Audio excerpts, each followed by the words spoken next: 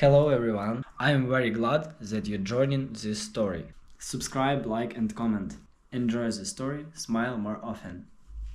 While I was out of town, my parents let my sister move into my brand new house without even telling me. They claimed she needed a fresh start, but they didn't ask if I was okay with it. At first, I decided to let it go, but what happened next made them regret ever crossing that line. 2 weeks away for work had felt like a lifetime. While I loved my job, I was eager to return to the sanctuary I'd worked so hard to create. My new house wasn't just a house, it was mine. It was the culmination of years of saving, planning, and dreaming. Everything about it was intentional, from the color I painted the walls to the carefully chosen furniture that made it feel like home. Pulling into the driveway, I couldn't help but smile. That is, until I noticed something that made my stomach sink. Parked in front of my house was a car I recognized all too well. Lisa's ancient, dented sedan, complete with a bumper sticker that said, "Mom Life." Next to the car were toys scattered across the lawn, a plastic slide, a tricycle, and what looked like a chewed-up doll missing an arm. None of this made sense. I wasn't expecting visitors, and Lisa hadn't mentioned anything about stopping by.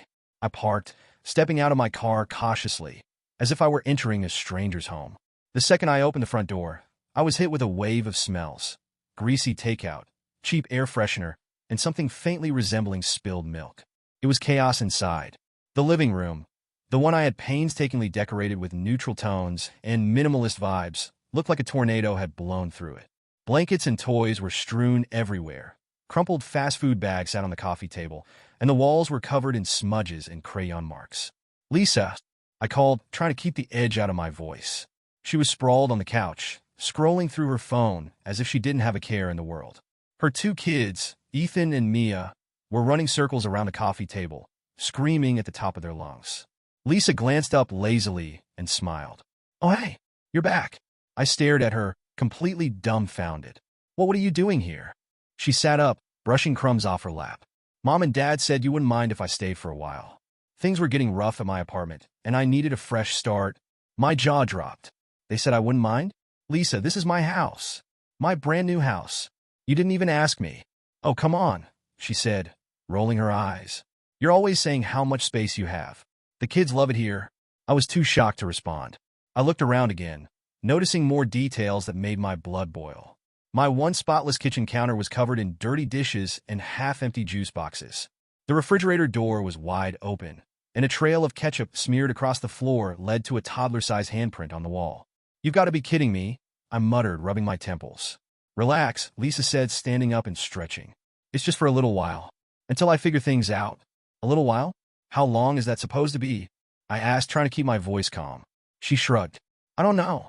A few weeks? Maybe a month? Look, I was going to talk to you, but then Mom said you'd probably be fine with it, so..." I couldn't believe what I was hearing. My parents had orchestrated this, and Lisa had gone along with it without even considering how I might feel. I took a deep breath, trying to hold on to the last shred of my patience. "Lisa, I need you to understand something. This house is important to me. It's not just a place to crash. It's my home. You can't just move in without asking." "Okay, fine," she said, raising her hands defensively. "I'll clean up, okay? No big deal." But it was a big deal. And as I looked around at the mess, I realized this wasn't going to be as simple as cleaning up. Lisa had already made herself comfortable, and from the look on her face, she had no intention of leaving anytime soon. That night, after the kids had gone to bed and Lisa was glued to the TV, I tried calling my parents. My mom answered on the second ring, her tone cheerful. "Hi, honey. Did you get home okay?" "Yeah," I said, trying to keep my voice steady. "Why didn't you tell me Lisa was moving into my house?" Mom sighed, as if I were the unreasonable one. "She needed help, and you have all that extra space. We thought you'd understand." "You thought I'd understand?" "Mom, it's not about space. It's about respect. This is my house. You can't just let someone move in without asking me." "She's your sister," Mom said, her voice full of that familiar guilt-trip tone. "Family is supposed to help each other. She's going through a tough time right now." "And what about me?" I asked. "What about my boundaries? My life?" "You're overreacting," she said. "It's not like she's doing any harm." I glanced at the living room, where Lisa had fallen asleep on the couch, surrounded by crumbs and empty soda cans. The once pristine walls now looked like a preschool art project. "No harm?" I muttered. "We'll see about that." As I hung up the phone, a sinking feeling settled in my chest. My parents had crossed the line, and Lisa wasn't just crashing, she was moving in. Whether she'd leave on her own or not was suddenly uncertain, but one thing was clear. This wasn't going to end without a fight.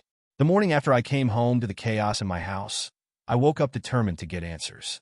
I barely slept, tossing and turning as the sound of Lisa's kids tearing through the house echoed in my mind. My new house, my dream home, already felt like it wasn't mine anymore. I grabbed my phone and called my mom, my frustration boiling over before she even picked up. She answered cheerfully, as if nothing had happened. "Hi, honey. How are you? Settling back in after your trip?" "Mom," I said, trying to keep my voice calm. "Why is Lisa living in my house?" There was a pause, and I could almost hear her searching for the right words. "Well," she began in that overly casual tone she used when she knew she'd done something wrong. "Lisa's been having a hard time lately, and her apartment situation wasn't great. We thought she could use a fresh start, and your house has so much space." "You thought she could use a fresh start?" I interrupted. "And you decided my house was the solution? Without even asking me?" "She's your sister," Mom said, her tone turning defensive. "We figured you wouldn't mind helping her out. You've got that big house all to yourself, and she's family. It seemed like the logical choice." "It's my house, Mom," I said, my voice rising. "You don't get to make that decision for me. I bought this place so I could finally have my own space. How could you think it was okay to move her in without asking me first?" "Well, we didn't think you'd make such a big deal out of it," Dad chimed in, clearly on speakerphone now. "It's not like it's permanent. She just needed somewhere to go for a while." "Define a while," I demanded. "Just until she gets back on her feet," Mom said. "You know how tough things have been for her. Her landlord raised the rent, and she couldn't keep up. The kids were miserable in that tiny apartment." I sighed, pinching the bridge of my nose. "So you thought it was better to uproot my life instead?" "She has 2 kids, Mom. They're wrecking the house already, and it hasn't even been 24 hours. Mom's tone softened, but it didn't help. "Honey, I know it's inconvenient, but she's your sister. Family helps each other out in hard times. You want her to do the same for you, wouldn't you?" I wanted to scream. Instead, I took a deep breath and said, "You should have asked me." Period. Over the next few days, I tried to set boundaries, but it felt like no one took me seriously. I told Lisa to keep her kids out of certain rooms, but they kept wandering in, leaving sticky handprints and toys behind. I asked her to contribute to groceries or utilities, but she'd always deflect with some excuse about waiting for her next paycheck. When I called my parents to complain, they doubled down on their stance. "She's family," Mom repeated, as if that somehow solved everything. "She doesn't have anyone else to turn to. She has you." I snapped. "Why didn't she move in with you?" "We don't have the space," Dad said. "Your house is much better suited for her situation." "That's not the point," I yelled. "This is my house. You don't get to decide who lives here." "You're being dramatic," Mom replied, her tone laced with guilt tripping. "It's not like she's trashing the place. She just needs a little time to figure things out." I couldn't believe what I was hearing. "She is trashing the place," I said through gritted teeth. "And even if she weren't, it's the principle of the thing. You went behind my back and let her move in like it's no big deal. Do you have any idea how disrespectful that is?" The tension between me and my parents grew thicker with every conversation. Lisa, meanwhile, acted like everything was fine. She didn't seem to notice or care that she was overstepping. She'd taken over the living room, the kitchen, and both spare bedrooms, leaving me to retreat to my master suite just to feel like I had any space of my own. One night, I came home from work to find Lisa sitting on the couch, scrolling through her phone while her kids watched cartoons on full blast. A pile of laundry sat in the corner, and the kitchen sink was overflowing with dirty dishes. "Lisa," I said, trying to stay calm, "can we talk for a second?" She barely glanced up. "What's up?" "I need to know what your plan is," I said. "How long are you planning to stay here? Are you looking for a new apartment?" She sighed, as if I were inconveniencing her. "I'm working on it," she said vaguely. "But you know how hard it is to find something affordable these days. It's not like I'm trying to stay here forever." "Well, it's starting to feel like it," I said. "This is my house, Lisa. I need you to respect that." "Relax," she said with a wave of her hand. "I'll figure something out. Don't stress." Her dismissive attitude made my blood boil. It was clear that she didn't see the situation the same way I did. To her, it was just a temporary arrangement, a favor from her sibling. To me, it was a violation of my personal space, my boundaries, and my trust. As the days turned into weeks, temporary started to feel like a bad joke. Lisa showed no signs of leaving, and every time I brought it up, my parents acted like I was the unreasonable one. "She's your sister," Mom would say, over and over again. You're supposed to help family. But where was the line? How much was I supposed to sacrifice in the name of family? I couldn't help but wonder, if they didn't respect my boundaries now, would they ever? In the first few days after Lisa moved in, I told myself to stay calm. I repeated the mantra in my head, it's temporary. She'll figure things out. But as days turned into weeks, that optimism wore thin. Every time I came home, it felt less and less like my house and more like a daycare center run by someone who didn't care about the rules. Lisa treated the house as if she were the rightful owner, not a guest overstaying her welcome. It started small. She rearranged a few chairs in the living room, claiming it made more space for the kids to play. Then, she moved my coffee table out to the garage without asking, saying it had sharp edges and wasn't kid-friendly. At first, I let it slide, thinking it wasn't worth the fight. But things escalated quickly. One evening, I came home from work and noticed my favorite floor lamp, the one I'd splurged on after seeing it in a design catalog, was gone. In its place was a cheap plastic lamp with cartoon characters on it. "Lisa," I asked, trying to keep my voice steady, "where's my lamp?" "Oh, that thing? It was too fragile. The kids kept knocking it over, so I put it in the garage," she said nonchalantly. "It wasn't fragile," I said, my patience wearing thin. "It was mine. You can't just replace my stuff without asking." She shrugged, barely looking up from her phone. "I was just trying to make the house safer for the kids." "You're welcome, by the way." The tipping point came when I walked into my home office one afternoon to grab some paperwork and found it unrecognizable. The desk was pushed against the wall, covered in art supplies and crayon boxes.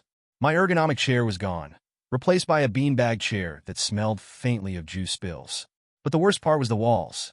Marker scribbles, crayon doodles, and what I could only assume was dried spaghetti sauce covered what had once been a clean, professional workspace. It looked like a tornado of toddlers had passed through and decided to make camp. I stormed into the living room, holding a piece of paper with a shaky red scribble on it. "Lisa," I said, my voice tight with anger, "what happened to my office?" She looked up, her expression as casual as ever. "Oh, I turned it into a playroom," she said. "The kids needed a space to play. I figured you wouldn't mind. You weren't really using it anyway." I stared at her, stunned. "Lisa, that was my office. I work from home sometimes. I need that space." "Well," she said, shrugging, "you can work at the kitchen table or something. The kids needed the room more than you did. It's not a big deal." I couldn't believe her audacity. "It is a big deal. This is my house. You don't get to decide what happens to the rooms in it." She rolled her eyes. "Why are you being so dramatic? You got the whole house. The kids just needed one little room to play in. Relax." Relax? I was supposed to relax while my sanctuary was being turned into chaos? It was becoming clearer by the day that Lisa had no intention of respecting my boundaries or leaving anytime soon. It wasn't just the house she was taking over. It was my entire life. My routines, my peace, my sense of ownership. All of it was slowly eroding under the weight of her indifference. One night, I came home to find a group of Lisa's friends in the living room. They were drinking wine, laughing loudly, and acting as though they owned the place. I didn't recognize any of them. "Hey," I said, trying to keep my voice steady. "What's going on?" Lisa turned to me, grinning. "Oh, it's just a little get-together. The kids are upstairs watching a movie." "A little get-together?" I repeated, gesturing to the empty wine bottles and snack plates scattered around. "Lisa, this is my house. You didn't even ask if it was okay to have people over." She waved me off. "It's just a few friends. Chill out. You're acting like I threw a rager or something." I clenched my fists, forcing myself to take a deep breath. "This isn't okay, Lisa. You can't keep treating my house like it's yours. You need to start respecting my space." She laughed, as if I'd just told a joke. "Oh, come on. You're being so uptight. You're lucky I'm even here. The kids bring so much life to this place. Without us, it'd be boring and empty." Her words stung more than I expected. This wasn't just about the mess or the noise.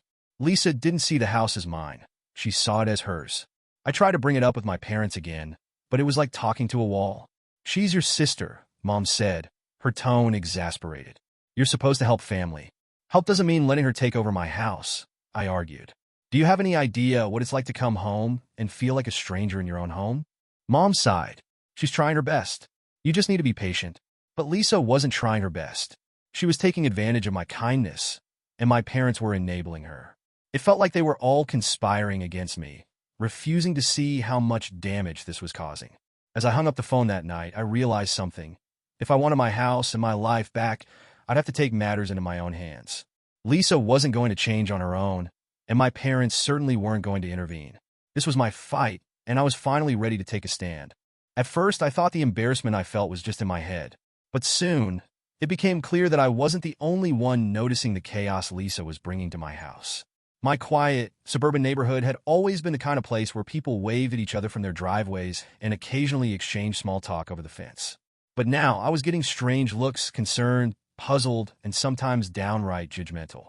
One afternoon, as I was mowing the lawn, I saw Mrs. Davis from next door walking her dog. She stopped on the sidewalk and gave me a polite but wary smile. Normally, she was chatty, but this time she hesitated before speaking. "Hi there," she said, tugging on her dog's leash. "I hope you don't mind me asking, but is everything okay over there?" I blinked, caught off guard. "What do you mean?" "Well," she began, lowering her voice as if she didn't want anyone else to overhear. "I've noticed a lot of activity lately. Cars coming and going at all hours. Loud noises. It's not like you. I just wanted to make sure everything's all right." My face burned with embarrassment. I knew exactly what she was talking about. Lisa had turned my once quiet home into a revolving door of visitors, complete with kids screaming in the yard, music blasting from the living room, and cars parked haphazardly along the curb. "Oh, it's just my sister," I said, forcing a smile. "She's staying with me for a while." Mrs. Davis nodded sympathetically, but her expression didn't soften. "I see. Well, I hope things settle down soon. Let me know if you need anything." I thanked her and went back to mowing, but her words lingered in my mind. The truth was things weren't okay. The parties, the noise, and the sheer disregard for my neighbor's peace were unacceptable, and Lisa didn't seem to care. That evening, I decided to confront her. When I walked into the house, the smell of greasy food and the sound of blaring music hit me immediately. A group of Lisa's friends was gathered in the living room, chatting loudly over the noise. Their kids were running up and down the hallway, their shoes leaving scuff marks on the floors I'd meticulously polished just a few months earlier. "Lisa," I said sharply, barely containing my frustration. She turned to me with a carefree smile. "Hey, you're home early. What is going on?" I asked, gesturing to the crowd. "Why are there so many people here?" "It's just a little get-together," she said with a shrug. "Nothing crazy. This isn't your house," I snapped. "You can't just invite people over without asking me." She rolled her eyes, clearly annoyed. "Relax. They're not hurting anything. You need to loosen up a bit." "Lisa, this has to stop," I said, my voice rising.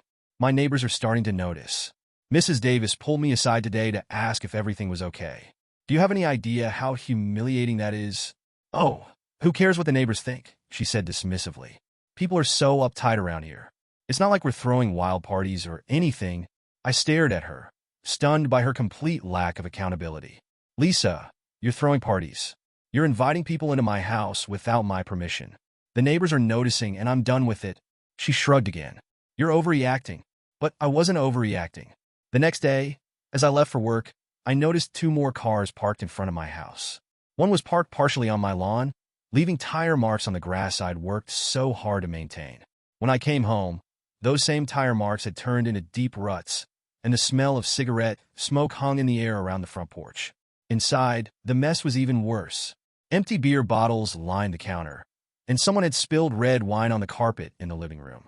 Lisa was sitting at the kitchen table, chatting with a friend as if nothing was out of the ordinary. "Lisa," I said, my voice icy. "We need to talk. Now." She looked up, her friend excusing herself awkwardly. "What's up?" Lisa asked, feigning innocence. "This is the last time I'm going to say it," I said, my hands trembling with anger. "You cannot keep throwing parties in my house." "I'm serious." She sighed dramatically. "You're being so uptight. The kids love having people over, and it's not like we're wrecking the place." "You are wrecking the place," I shot back, pointing to the wine stain. "Look at this. And the lawn. Do you even realize how much damage you're doing?" Her expression hardened. "It's not that big of a deal. You can just clean it up. Or hire someone if you're so worried about it." That was the final straw. Lisa's blatant disregard for my house, my neighbors, and my boundaries had gone too far. I realized in that moment that she wasn't going to stop. Not unless I made her. After Lisa went to bed that night, I sat in my room, staring at the ceiling and thinking about my options. Kicking her out wouldn't be easy, especially with my parents firmly on her side. But I couldn't let her stay. She wasn't just taking over my house. She was ruining my peace, my reputation, and my sense of control. I didn't know exactly how I was going to fix this, but one thing was clear. I couldn't let it go on any longer. Lisa had crossed the line, and it was time for me to take a stand. After weeks of watching Lisa turn my home into a circus, I realized that asking her nicely wasn't going to work. She ignored every request, dismissed my frustrations, and treated my house as if it were hers by some unspoken right. I couldn't let this continue. The first thing I did was start documenting everything. I took photos of the mess Lisa and her kids left behind, crumb-filled couch cushions, juice stains on the walls, and the mountain of dishes that seemed to grow daily. I even recorded a few of the parties she threw while I was at work, capturing the blaring music and the constant stream of people walking in and out. Each time she gave me an excuse for why she couldn't leave. I just need a little more time. The kids are finally settling in, or I don't have the money right now. I wrote it down. I knew that if this escalated, I need proof of how unreasonable and disruptive she'd been. Meanwhile, I started researching my legal options. I knew Lisa wasn't technically a tenant. She hadn't signed any lease, and there was no formal agreement between us. But that didn't mean I could simply change the locks and toss her stuff out on the lawn. The law didn't work that way. After combing through articles and forums, I realized I needed professional advice. I reached out to a lawyer who specialized in property disputes, hoping they could guide me through the process. The lawyer listened patiently as I explained the situation, nodding occasionally as I vented my frustrations. Legally, he said when I finished, Lisa isn't a tenant. She's what we call a licensee. Essentially, she's staying there with your permission, but since you've made it clear you want her to leave, that permission can be revoked. However, you'll need to give her proper notice to vacate. If she refuses, we can escalate to an eviction case. Notice to vacate? I asked. It's a formal way of saying, get out. It's not as fast as you might like, but it's the legal way to handle this, he explained. The important thing is to keep documenting everything. It'll help if things end up in court. I felt a mix of relief and frustration. On one hand, I finally had a plan. On the other hand, it meant Lisa wasn't going anywhere immediately. When my parents found out what I was planning, they were furious. Mom called me one evening, her voice already tinged with accusation. Your sister told me what you're doing, she said. Are you seriously trying to kick her out? She's your family, for God's sake. She's squatting in my house, Mom, I shot back. This isn't about family. This is about respect, or lack of it. She's struggling, Mom insisted. She doesn't have anywhere else to go. She has you, I countered. Why didn't you let her stay at your place? There was a pause. Then, Mom said, you know we don't have the space for that. But your house is so big. Stop, I interrupted. Stop saying that like it's an excuse. Just because I have space doesn't mean I have to let someone invade my home. This isn't just about space, Mom. She's turned my house into a zoo. She's throwing parties, wrecking the place, and acting like she owns it. And you expect me to just be okay with that? Mom's tone turned icy. I thought you'd have more compassion. She's your sister. You're supposed to help family in times of need. I couldn't believe what I was hearing. Helping family doesn't mean letting them walk all over you, I said. This isn't helping her. It's enabling her. She's not even trying to figure things out because she thinks she can stay here forever. The guilt trips didn't stop there. My dad chimed in a few days later, calling me during my lunch break. You're going too far, he said. Lisa's not perfect, but she's going through a tough time. You need to cut her some slack. I've given her slack, I said, my voice tight. I've given her weeks of slack. And in that time, she's done nothing but make my life miserable. She's got kids, Dad said. Do you really want to put them out on the street?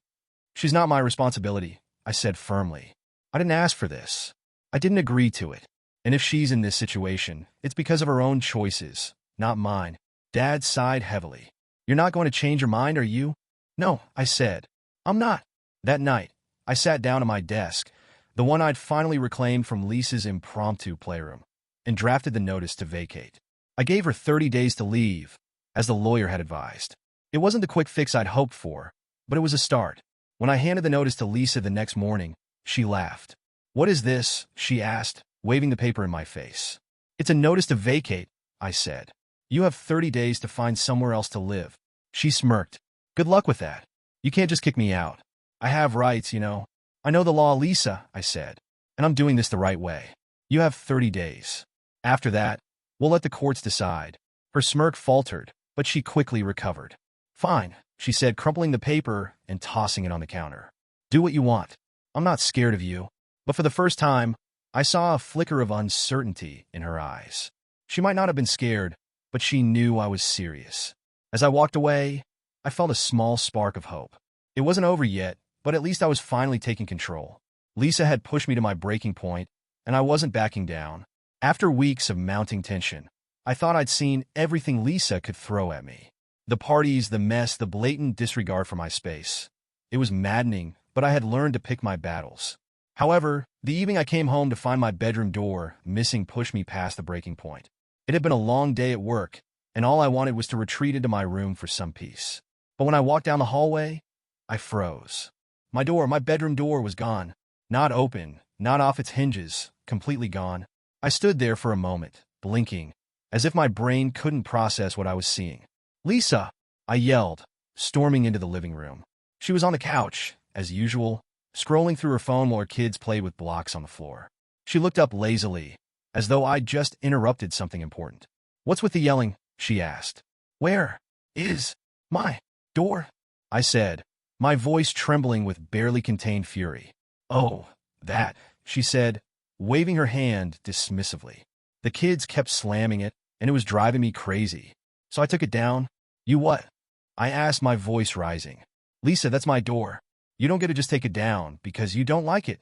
She rolled her eyes, clearly annoyed by my reaction. "Relax. It's not like I threw it away. It's in the garage. You can put it back up if it's such a big deal." "A big deal?" I repeated, incredulous. "You invaded my privacy. You had no right to touch my door, let alone take it down without asking." "Oh, come on," she said with a shrug. "The kids needed to stop slamming it. It's not like I did it to be malicious. You're seriously overreacting." I felt something snap inside me. Weeks of pent-up frustration boiled over, and I couldn't hold back anymore. "You've crossed the line for the last time, Lisa," I said, my voice low but firm. "I want you out of my house by the end of the week." She laughed, as though I'd just told the funniest joke she'd ever heard. "Good luck with that," she said, smirking. "You can't make me leave." What Lisa didn't know was that I'd already spoken to the lawyer and had started the eviction process. Her confidence in her invincibility was about to crumble, but I didn't let her know that just yet.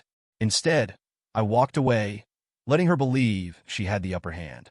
That night, as I sat in my room, doorless, of course, I replayed the confrontation in my head. Lisa's casual attitude, her refusal to take accountability, and her outright dismissal of my authority in my own home were infuriating. But I also felt a strange sense of relief. By giving her a deadline, I had taken a stand. For the first time in weeks, I felt like I had some semblance of control.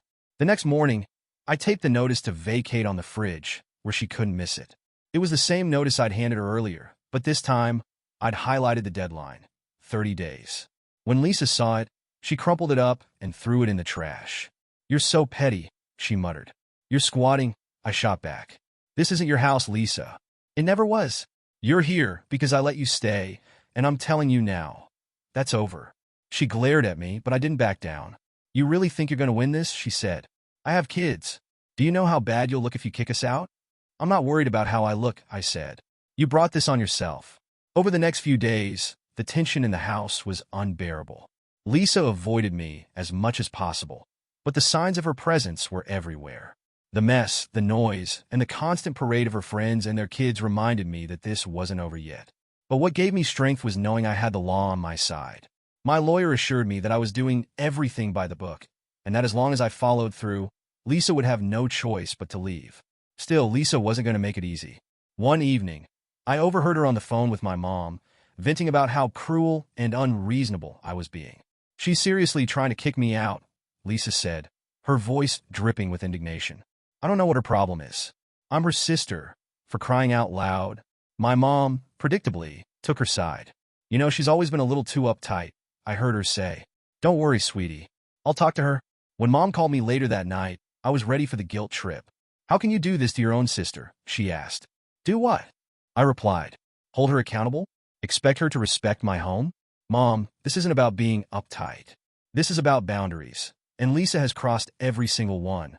"But where will she go?" Mom asked, her voice trembling. "That's not my problem," I said firmly. "She's an adult, Mom. She's had weeks to figure this out, and she hasn't even tried. I'm done enabling her." The week dragged on, and Lisa continued to act like she owned the place. But deep down, I could tell she was rattled. Her usual confidence was starting to crack, and every now and then, I'd catch her glaring at the notice to vacate, still taped to the fridge, like it was mocking her. I knew the road ahead wouldn't be easy, but I was ready for the fight. Lisa might think she was untouchable, but she was about to learn the hard way that I wasn't backing down. This was my house, my sanctuary, and I was going to take it back, no matter what it took. As the eviction process slowly worked its way through the system, I found myself trapped in a waiting game. I couldn't force Lisa out immediately, but I also couldn't keep living like a prisoner in my own home. Something had to change.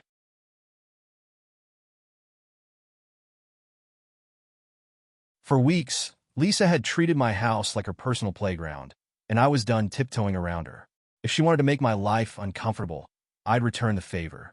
Call it petty if you want, but I needed her to understand that her free ride was coming to an end. The first thing I did was stop cleaning up after her kids. For weeks, I'd been tidying up the mess they left behind. Half-eaten snacks on the counter, sticky fingerprints on the furniture, and toys scattered everywhere. Not anymore. The next time I saw a pile of crumbs on the couch, I left it there. When her kids spilled juice on the floor, I ignored it. It wasn't long before the house started looking more like a disaster zone, and Lisa began to notice. "Are you going to clean this up?" she asked one evening, gesturing to a stack of dirty dishes in the sink. "Why should I?" I replied, not even looking up from my book. "It's not my mess."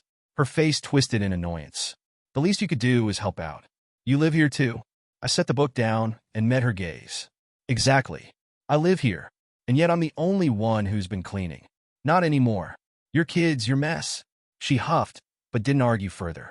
Instead, she tried to enlist her kids to help clean up, but their half-hearted attempts only added to the chaos. Next, I started turning off the Wi-Fi when I wasn't home. Lisa and her kids had been hogging the connection anyway, streaming cartoons and YouTube videos all day while I was at work. One evening, I unplugged the router and tucked it into my room, locking the door behind me. The next morning, as I was heading out the door, Lisa called after me. "Hey, the Wi-Fi's not working." "I know," I said casually. "Well, can you fix it?" "Nope," I replied, already halfway out the door. "Must be an outage. See you later." The real fun began when I started blasting my favorite music at 6 in the morning. Lisa had no problem letting her kids wake me up at the crack of dawn with their screaming and stomping, so I figured it was only fair to return the favor. One morning, I queued up a playlist of loud, upbeat rock songs and cranked the volume on my speakers. As the first notes blasted through the house, I heard Lisa groan from the living room. "Are you serious?" she shouted, stumbling into the kitchen in her pajamas. "Good morning," I said cheerfully, pouring myself a cup of coffee. "You're being petty," she snapped. I shrugged. "Petty? This is nothing compared to what you've done to my house. Consider it a preview of what it feels like to live with someone who doesn't respect boundaries." Lisa glared at me, her face red with frustration. "This is childish." "No," I said, setting my coffee down and meeting her gaze. "What's childish is moving into someone's house without permission, throwing parties, and wrecking their stuff. I'm just showing you what it feels like." The tension in the house reached an all-time high. Lisa stopped speaking to me unless absolutely necessary, which suited me just fine. But even as she sulked, I could tell my tactics were starting to wear her down. She spent less time lounging on the couch and more time making phone calls, presumably trying to figure out her next move. My parents, of course, were not happy when they found out what I was doing. Mom called one evening, her voice laced with disapproval. "Your sister told me you're making things difficult for her." "What's going on?" "I'm making things difficult for her?" I replied, incredulous. "Mom, she's been making my life miserable for weeks. I'm just giving her a taste of her own medicine." "That's not how family treats each other," Mom said. "You need to be the bigger person." "Being the bigger person is what got me into this mess," I shot back. "I let her stay because I was trying to be nice, and she's taken advantage of me every step of the way. This isn't about family, it's about respect, and she's shown none of it." The guilt trips from my parents only strengthened my resolve. I knew they'd never truly understand what I was dealing with. They weren't the ones living in a house that no longer felt like home. One day, Dad called to try a different approach. "You know, Lisa told me she's looking for apartments," he said. "Maybe you could ease up a bit while she sorts things out." "She's been saying that for weeks," I replied. "If she's really looking, she should have no problem finding something soon. But I'm not letting up." "Dad, she needs to go." "Don't you think you're being a little harsh?" he asked. "No," I said firmly. "I think I've been more patient than most people would be in my situation." The truth was I didn't feel harsh. I felt justified. Lisa had pushed me to my limit, and I wasn't going to let her, or my parents, guilt me into backing down. As the eviction deadline loomed closer, I started noticing subtle changes in Lisa's behavior. She stopped throwing parties, kept the volume down, and even started cleaning up after her kids. I could tell she was finally feeling the pressure, and while it wasn't a perfect solution, it was a small victory. For the first time in weeks, I felt like I had some control over my own home. Lisa might still be there, but she was no longer running the show. And as much as my parents tried to convince me to ease up, I knew I was doing the right thing. This wasn't about being petty or mean, it was about reclaiming what was mine. Lisa had crossed every line imaginable, and now she was learning the hard way that actions have consequences. After what felt like an eternity of tension, arguments, and passive-aggressive battles, the eviction notice finally arrived in the mail. It was the moment I had been waiting for, a document that officially gave me the right to reclaim my house. When I saw the envelope with the court seal, I felt a rush of relief so overwhelming that I had to sit down. I wasted no time handing the notice to Lisa. She was sitting in the living room, scrolling through her phone, her kids' toys scattered across the floor, as usual. I walked up, handed her the papers, and said, "This is it, Lisa. You have to leave." She took the papers, her face twisting into an expression of disbelief. "Are you serious?" she said, her voice rising. "Completely," I said, standing my ground. Her disbelief quickly turned into anger. "You're really kicking out your own sister? And my kids? Do you have any idea how heartless you're being?" I crossed my arms, refusing to let her guilt me. "I gave you weeks to figure something out, Lisa. I've been more than patient, and you've done nothing but take advantage of me. This isn't about being heartless. It's about getting my life back." Lisa crumpled the papers in her hands and threw them on the coffee table. "Fine," she snapped. "I'll leave. But don't expect me to forgive you for this.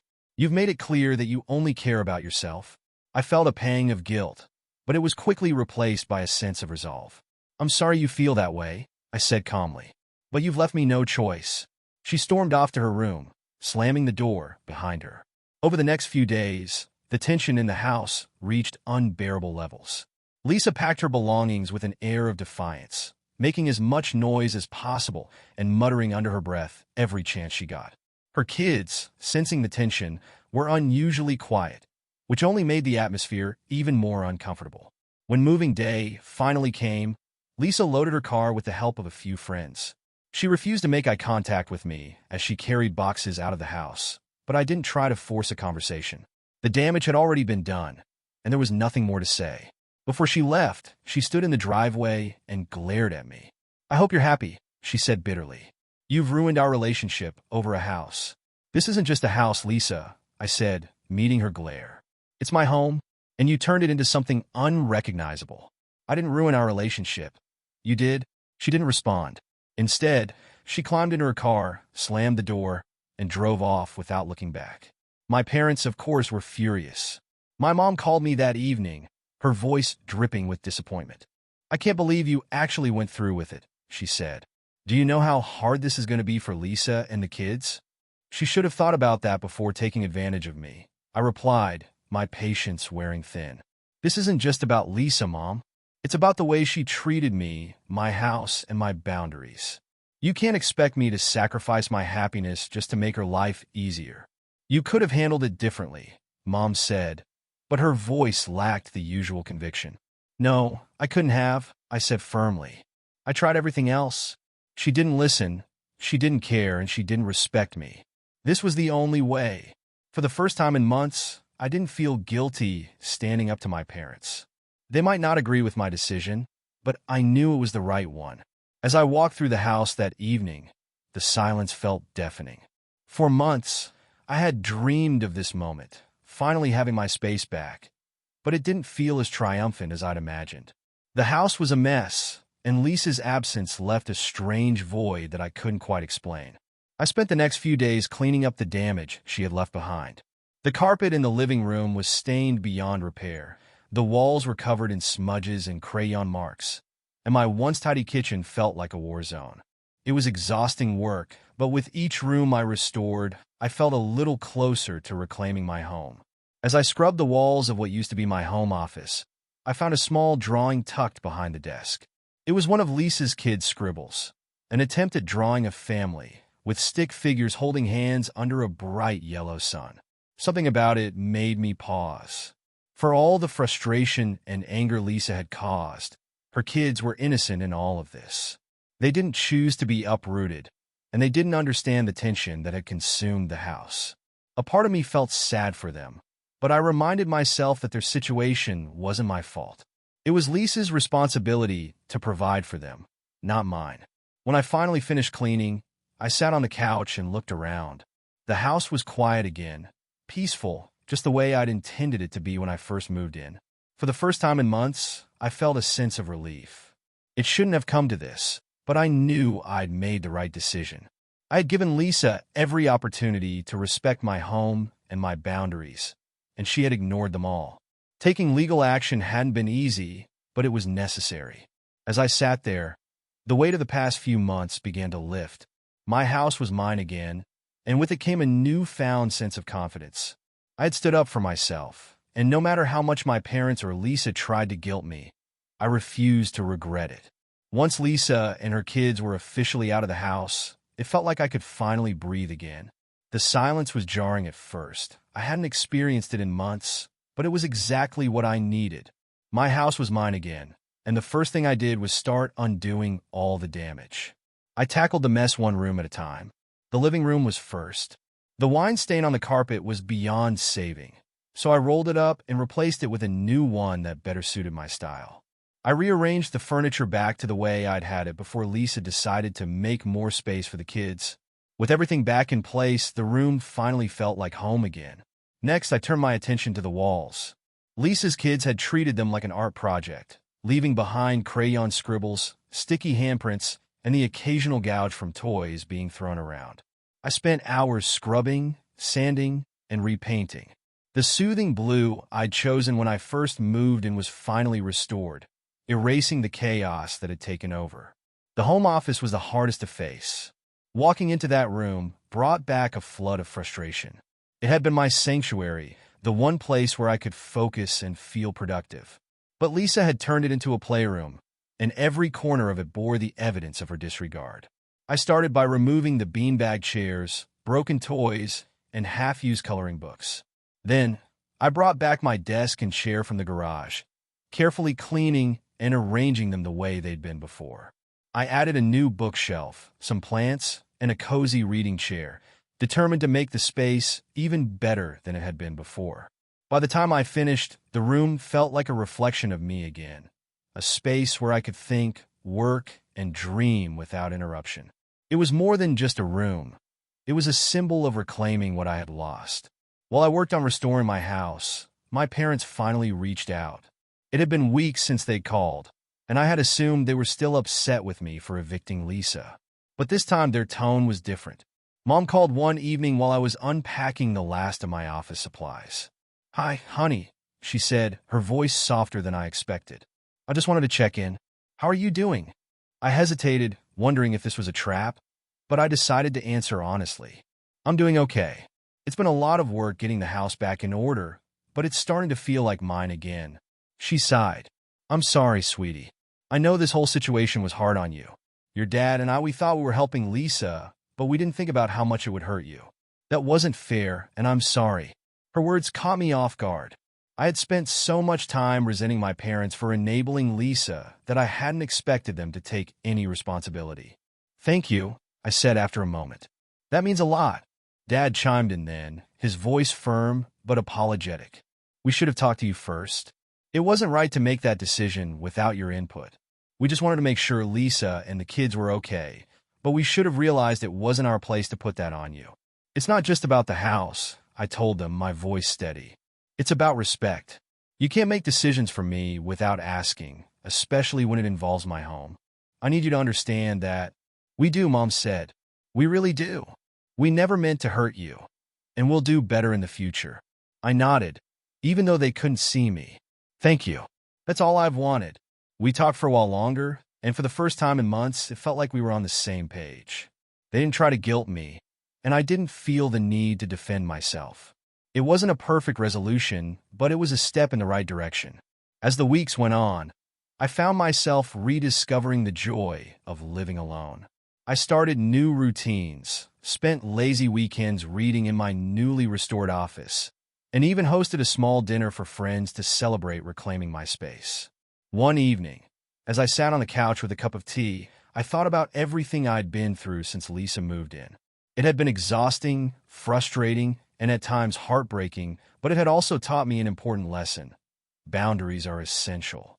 I had always been the type of person who wanted to help others, but this experience showed me that helping doesn't mean sacrificing your own well-being.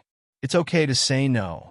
It's okay to stand up for yourself, even if it means upsetting people you care about. As I looked around my quiet, peaceful home, I felt a sense of pride. I had fought for this space, and it was worth every moment of struggle. This wasn't just a house. It was a testament to my ability to stand my ground and reclaim what was mine. As the dust settled, I found myself reflecting on everything that had happened. The journey to reclaiming my house and my peace had been one of the most challenging experiences of my life. But standing up for myself, even when it felt like the world was against me, was a lesson I'd carry forever. For years, I had been the one who said yes to everything. I was the family member who helped out without hesitation, the one who kept the peace even at my own expense. But this ordeal had forced me to realize something I should have understood long ago. Standing up for yourself isn't selfish, it's necessary. Lisa had taken advantage of my kindness. She had crossed boundaries, disrespected my home, and refused to acknowledge the harm she was causing. My parents, in their attempt to help her, had overlooked my feelings entirely. And for a while, I let it happen. I let the guilt trips and accusations make me question whether I was being unreasonable. But as I stood in my quiet, restored home, I knew I wasn't wrong. I had every right to protect my space, my peace, and my happiness. A few weeks after Lisa moved out, my parents came over for dinner. It was the first time they'd visited since the eviction, and I wasn't sure what to expect. I had invited them as a way to extend an olive branch, to show that I wasn't holding a grudge, but I also wanted them to see the house in its new state, a reflection of the boundaries I had fought so hard to rebuild. When they arrived, Mom stepped inside and looked around, her eyes scanning the freshly painted walls, the new carpet, and the carefully arranged furniture. "It looks beautiful," she said, her tone soft. "Thanks," I replied, smiling. "It took a lot of work to get it back to this point." She nodded, lingering by the couch for a moment. "I didn't think you'd follow through," she admitted. "But you showed us you can stand your ground. I didn't realize how much this house meant to you until now." "It's not just the house," I said, meeting her gaze. "It's everything it represents. It's my space, my effort, my independence. When you and Dad made decisions about it without asking me, it felt like you didn't respect that." Mom sighed, her expression tinged with regret. "You're right. We didn't handle it the way we should have. We thought we were helping Lisa, but we didn't stop to think about how it would affect you." "I'm sorry for that." "Me too," Dad added, his voice quiet. "We should have trusted you to set your own boundaries." Their apology felt genuine, and for the first time in a long time, I felt like they truly understood where I was coming from. As we sat down for dinner, the conversation shifted to lighter topics, but there was an unspoken understanding in the air. My parents had seen what it took for me to reclaim my home, and I knew they wouldn't forget it anytime soon. After dinner, Mom and I stood in the kitchen, washing dishes while Dad watched TV in the living room. She turned to me, a thoughtful expression on her face. "You've changed," she said. I raised an eyebrow. "How so?" "You're stronger," she said. "You used to let people push you around, but now you stand your ground. I didn't think you had it in you, but you proved me wrong." Her words stayed with me long after they left that evening. I realized that this wasn't just about Lisa or the house. It was about me learning to value myself and my boundaries. Now, every time I walk through my house, I'm reminded of what it took to make it truly mine. Each room feels like a victory, a testament to the strength I didn't know I had. The living room, once overrun with chaos, is now a place of calm and comfort. The home office, once a playroom, is a sanctuary where I can focus and dream. Even the little details, the photos on the walls, the books on the shelves, feel like pieces of myself I've reclaimed. When my parents visit, I can see it in their eyes. They remember.